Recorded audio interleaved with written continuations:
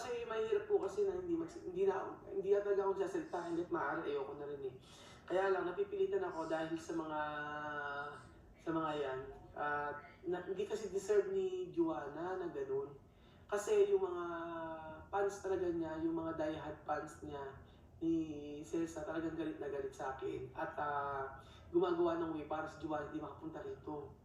Eh, 'di ba kung tutuusin si Juana, deserve ni Juana pumunta dito kasi may sakit si Juana. Kailangan niyang ipagamot ang kanyang mata. Kailangan niya ipagamot ang mata. O sige sabihin na natin, kung hindi naman magugustuhan ni Juarez sa Pilipinas, okay lang, pwede silang bumalik.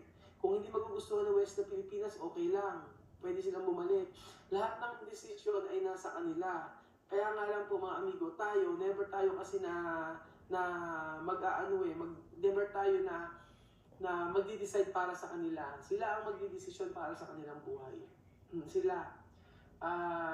Tulad ni Juana na laging sumasakit ang ulo, na laging masakit ang mata, 'di ba?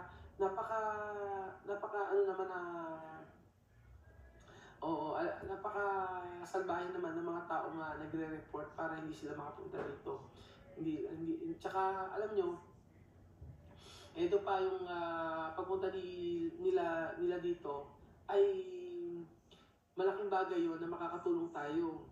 'Di ba? Kung ayaw naman ni Juana after ng bakasyon, 'di balik sila, 'di ba? Okay naman eh. Wala namang pumipigil.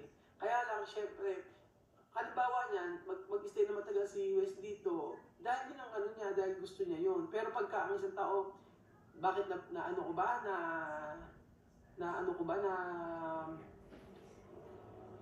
Napigilan ko ba yung dati? Kung babalik sila doon? Hindi naman, di ba? So sabi ko nga, ang lahat ng desisyon sa buhay natin, sarili-sarili yan. May kanya-kanya tayong desisyon. O may kanya-kanya tayong desisyon. Kaya sa mga ano na yan, manahimik na lang pagka ganyang nakakasira na. Oo. Pero sa akin yan, wala naman yang ano sa akin yan, yung mga ganyan-ganyan. Kaya lang, pag paulit-ulit at saka hindi alam yung talagang nangyari, yun ang mahirap. Oo, ganon.